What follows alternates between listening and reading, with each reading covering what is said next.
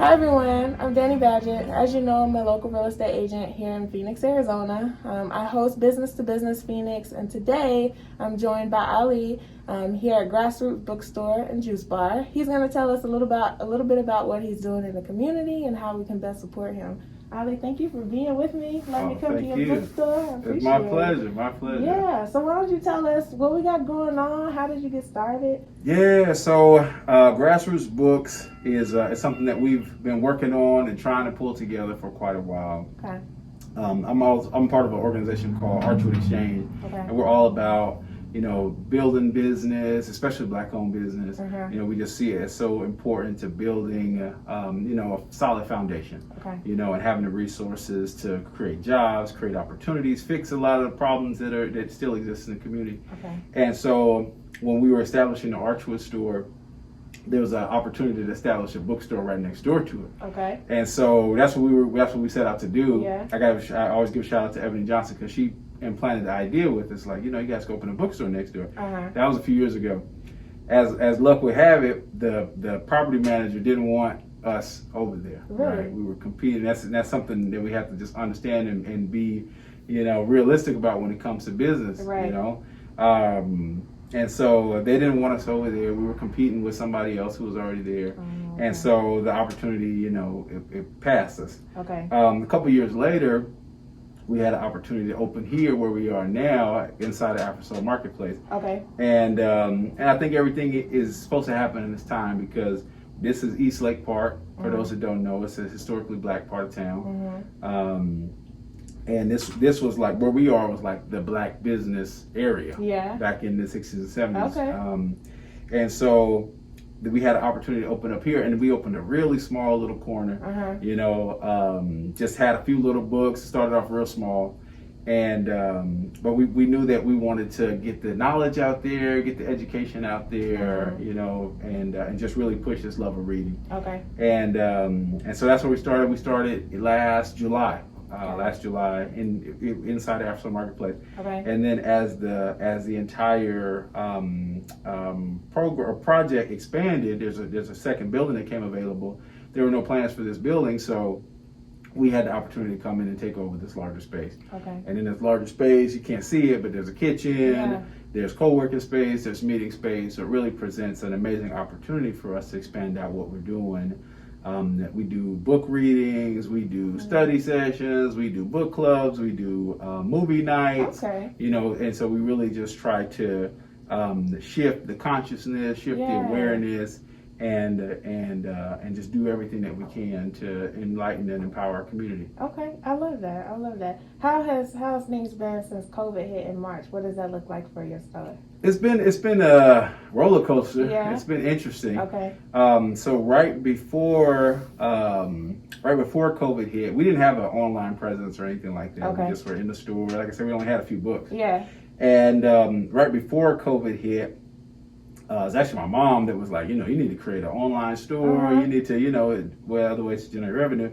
And so we did. We created an online store, put the books that we had, a couple other books that we were able to get quickly up on our store. And then it was really fortuitous because COVID hit.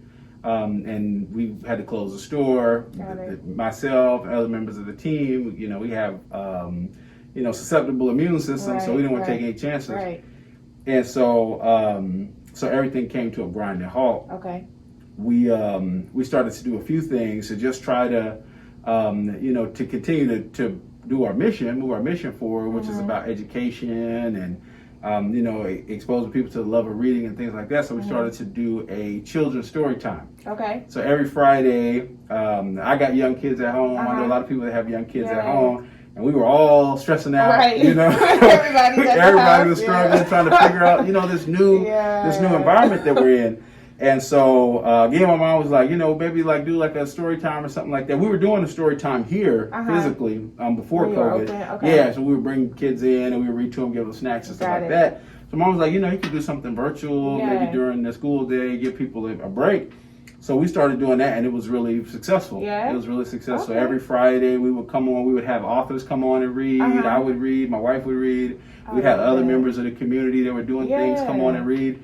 And, little did we know, we didn't set out with this intention, but as we would read the books, people would buy the books that we were reading. Got it. People were like, I need this, I want this for my kids. Or they would look and see what other books we had available. Okay. And so that helped us stay afloat. And then I think it was right around the time that the protests really kicked off after George Floyd. Yep. That there was this focus on Black-owned businesses. Okay. Right. And because trying to address the situation, the underlying causes of the situation. Right.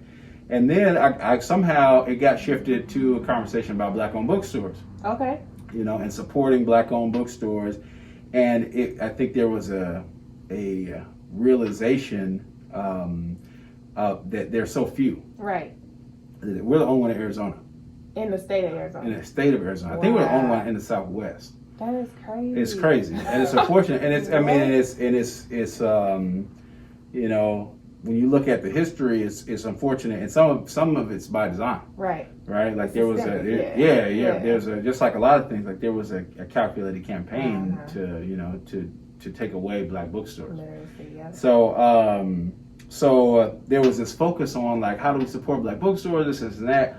And so people with these really big platforms started to, first, shout out to my sister Elizabeth Montgomery with Arizona Republic. She did a story on us. Okay. And she was like, this is how you can support, I think it was Arizona's only Black bookstore, this and that. Okay. So once that hit, you blew up? We blew up. Yeah, that's good. Yeah, we blew up. Locally we blew up. Okay. And then it was so surreal because right after that, there's another sister, her name is Cheyenne. She works for Associated Press. Okay. And I think she saw it from Elizabeth's story. Got it. She wrote a story. She was doing a story nationally about Black-owned bookstores. Okay. Not specifically us, but just Black-owned bookstores, but she featured us in the article. So then it went national. Right. So that was kind of crazy. Look at you. Look, COVID shut I don't take any credit of it. I always want to, and I don't want to understate it. And I don't know who the platform's for, but I don't care. Black women saved this business. Yeah. Black women helped create this business, helped restore it, helped sustain it, helped it thrive. Okay. From Ebony to my mom to Elizabeth to Cheyenne, I love that. It wouldn't be anything without Black women. Right. So I gotta state that unequivocally. Okay.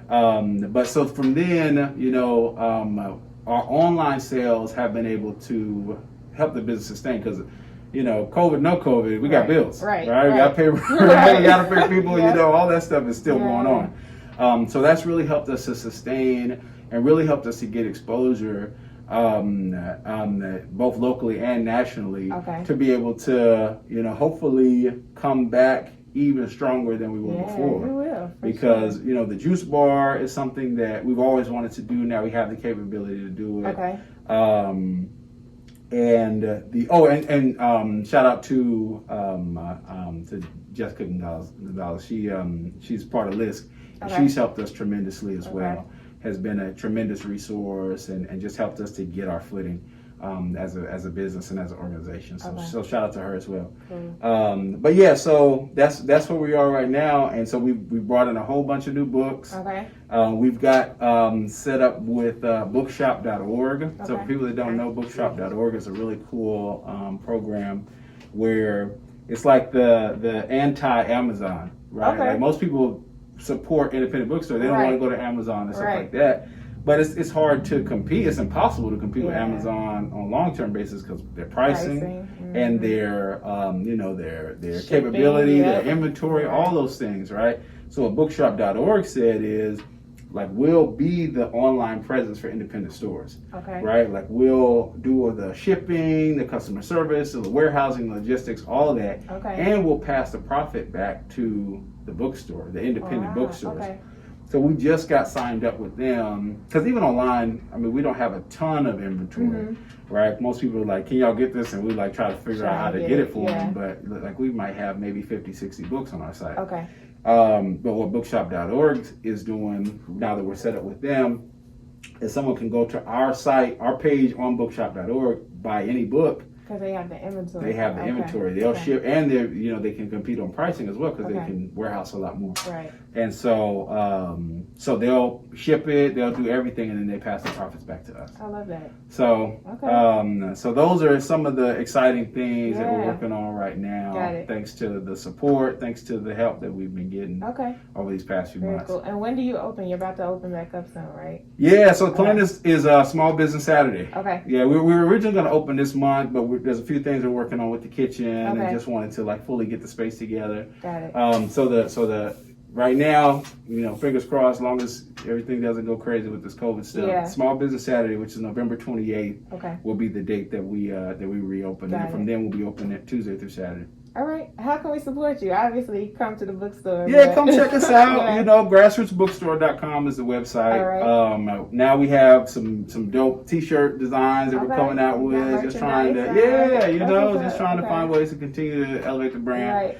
And so check out the website. If you're in Phoenix, come check us out when we reopen November 28th, or afterwards. Okay. And then but we're huge proponents of the name Grassroots is intentional, right? So we're huge proponents of activism, social change, all those things. So you support us by supporting those things, right? Whether you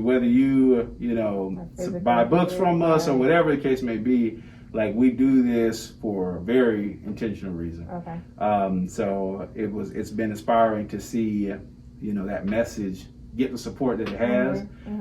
But if we don't, carry that on to, continue to change, then it's for nothing. All right. So. Well, I appreciate it. Thank you for taking time to meet with me. Thank It's you. been a pleasure learning more about your bookstore. The pleasure's all ours. Yeah.